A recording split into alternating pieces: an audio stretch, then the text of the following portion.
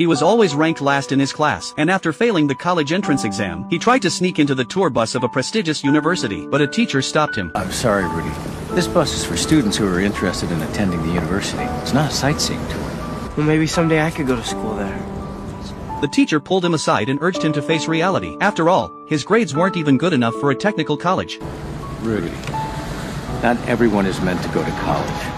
Those simple words reminded him of when he told his family as a child that he wanted to play football at Notre Dame after high school, but what he received wasn't their support. Instead, it was their merciless ridicule. In their eyes, Rudy was too small and skinny to ever become a football player, but Rudy refused to accept that fate. To chase his dream, he watched every Notre Dame football game commentary and could passionately recount each one. Finally, after graduating from high school, those brief words from his teacher pierced his heart once again, yet all he could do was turn his back on his dream and walk away, dejected. 4 years passed in the blink of an eye. After graduation, Rudy worked at a steel mill in his town for 4 years. On his 22nd birthday, his best friend Pete gave him a Notre Dame jersey. Though second-hand, it carried the weight of their precious friendship. Rudy excitedly put it on right away. Turns out, he had never forgotten his dream. He had even saved up $1,000 as his dream fund. When Pete found out, he sighed and said, "My dad always said, having dreams is what makes life tolerable."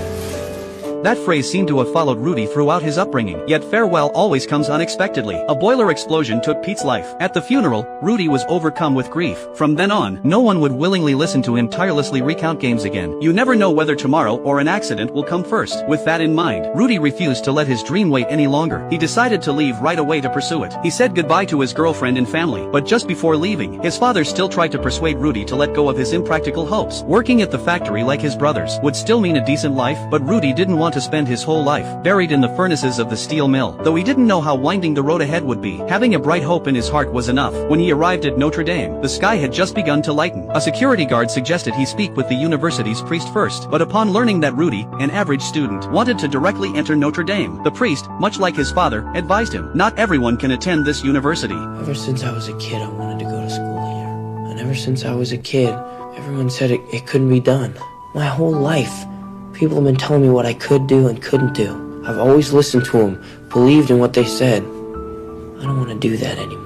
His words moved the experienced priest. He advised Rudy to first study at a nearby community college. If his grades were excellent enough, he might have a chance to transfer to Notre Dame. His long-held dream finally saw a glimmer of hope. He finally laid eyes on Notre Dame, the place he had dreamed of day and night. Excited, Rudy didn't even set down his luggage before heading straight to the sacred football field in his heart. Everything around him seemed to whisper promising future. Then a black janitor noticed Rudy and told him to leave, but Rudy loudly declared to him, "One day, I'll run onto that field through that tunnel." After that, Rudy officially began his college life. To get straight A's, he listened attentively and took notes in every class. As soon as class ended, he would head straight to the Notre Dame football field next door to try talking to the coaches, but no one paid him any attention. To get closer to the team, Rudy found the black janitor who had kicked him out earlier and offered to work as his assistant for free. No salary needed. After Rudy's persistent pleading, the janitor was finally moved by his determination. The next day, Rudy followed the janitor into the team locker room to clean. He read the mottos of past players on the wall, recited the names of every famous football star in Notre Dame's history, and even knew exactly which locker belonged to whom. Growing more excited, Rudy brought over a stool, stood on it, and passionately recited the most famous speech in Notre Dame history. Years had passed, but Rudy hadn't changed a bit. He was still the boy who held on to his dreams. Since all his savings had gone toward tuition, Rudy had nowhere to go at night. He could only climb through a window into a storage room to rest. Not long after, Notre Dame welcomed its first football game of the new season. But with no money, Rudy was mercilessly turned away at the gate. The high walls outside the stadium represented the distance between him and his dream. So close, yet untouchable. Only after the crowd dispersed could he finally feel the lingering excitement of the field. The time spent looking toward the future may be lonely and long, but unexpected warmth will always come to nourish the heart. That night, as usual, he climbed into the storage room, only to unexpectedly find an extra blanket and a key on the bed. It turned out the janitor had noticed his situation long ago. The next day, Rudy thanked him, but the janitor acted like he knew nothing. Some things don't need to be said out loud. Understanding in silence is the best response. Soon, a semester passed. After a term of hard work, Rudy wrote furiously during his exams, and ultimately earned 1A and 3 B's. Though a huge improvement from before, it was still far from enough to get into Notre Dame. Sure enough, his transfer application was coldly rejected. Disheartened, Rudy returned home just before Christmas, hoping to find some comfort from his family. But all his efforts over the semester only earned him his father's indifference and his eldest brother's mockery. Even harder to accept was that his former girlfriend was now dating his second brother. The house was bright with lights, but not a single one shone for him. Rudy rushed out the door and once again embarked on his lonely journey toward his dream. The second semester, Rudy Rudy remained just as diligent, but the results were still disappointing. He complained to the janitor about wasting a year, but the janitor told him, "You're only thinking about getting into the football team. You don't realize you've received another year of high-quality education. We often obsess over what we don't have, overlooking the scenery we've already passed. Caring too much about the outcome can backfire." Rudy regained his confidence and threw himself into his studies with a fresh attitude, but his average aptitude kept meaningful rewards just out of reach. The third semester, Rudy's application still went unanswered, leaving him completely lost. How much harder did he have to work to win his dreams' favor? If he failed again in the fourth semester, he would lose his chance at Notre Dame forever. They didn't accept transfer students in their junior year.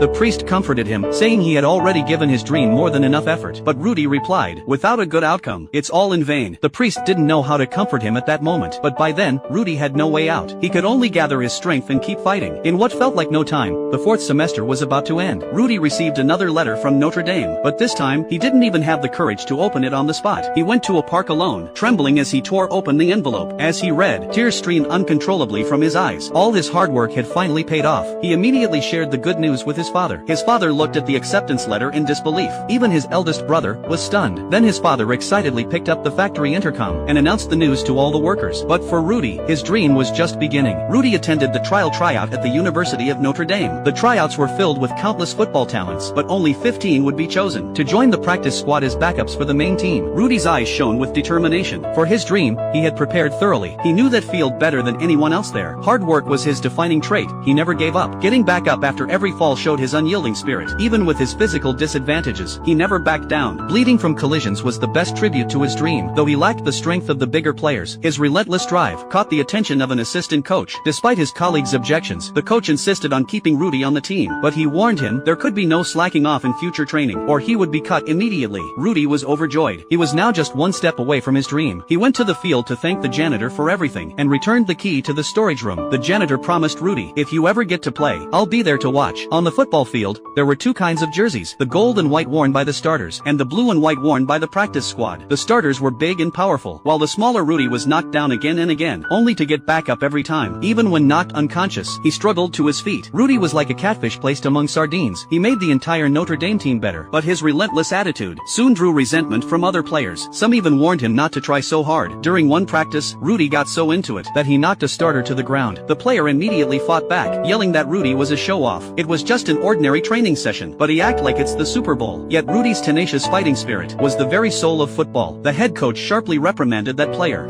"If you had a tenth of the heart of Rudiger's, you could have made All-American." He had seen all of Rudy's efforts. Back home, Rudy told his family he had made it onto the Notre Dame football team. Even though his face still bore bruises from practice, no one believed him. They had never seen him on TV. Returning to campus, Rudy went to the coach and asked for a chance to play in the next game as a senior year gift for his father. Is this just for your father? No, it's for everybody who told me that being a Notre Dame football player would be impossible. It's for my brothers, the kids in my high school, the guys I work with at the mill. Seeing his sincerity, the coach readily agreed. Someone who worked so hard deserved a chance to shine. Rudy immediately told his father the exciting news, but just a few days later, the head coach was suddenly transferred. Worse still, the new coach knew nothing about Rudy. Though Rudy worked as hard as ever, his name never appeared on the starting roster. Time and again, he gave his all with hopeful anticipation, only to be met with deep disappointment. This continued throughout the entire season. For the final game, Rudy's name was still absent from the starting lineup. That cold reality crushed his last hope. Disheartened, Rudy skipped the final practice, but the janitor, upon hearing this, urged him to be content. In this lifetime, you don't have to prove nothing to nobody except yourself. And after what you've gone through, if you haven't done that by now, it ain't gonna never happen. Rudy apologized for not letting him see his first game on the field, but the janitor said he has watched quite a few games here, not from the stands, but on the bench of the team. It turned out he too had once been a Notre Dame player, but after never getting playing time, he quit the team in frustration. Ever since then, he had regretted it endlessly, so he didn't want Rudy to give up now. After a moment of reflection, Rudy put on his jersey and returned to the practice field. All the players applauded, welcoming him back. After practice, the team captain knocked on the head coach's door, asking if Rudy could take his place on the field. Then, one by one, the players entered the coach's office, risking being kicked off the team, to fight for Rudy's chance. As the pile of jerseys on the desk grew taller, the coach finally, reluctantly, agreed to their request. On game day, all of Rudy's family attended. The janitor also kept his promise to come watch his first game. In the locker room, the captain asked Rudy if he was ready. I'm ready for this my whole life. Then you take us out on the field. when Rudy led the team through the tunnel and onto the field. His family and friends couldn't help but feel overwhelmed with emotion. Though it was a championship-level showdown, Notre Dame quickly took a commanding lead. Thanks to Rudy's intense, all-out efforts in practice, the team played with effortless ease, with touchdown after touchdown and interception after interception. They secured a firm victory. With only 1 minute left in the game, the coach, going back on his word, let all the senior players onto the field, except Rudy. Feeling this was unjust, the assistant captain began chanting Rudy's name. The rest of the team joined in, and soon the stands were swept up in the chant. With 37 seconds left in the game, the players on the field changed tactics on their own. In full offensive mode, they scored a touchdown in just 10 seconds. At the same time, the announcers shared Rudy's story. His efforts were now known to everyone. The crowd's chants for Rudy grew louder and louder. Under pressure, the coach finally gave him 27 seconds of playing time.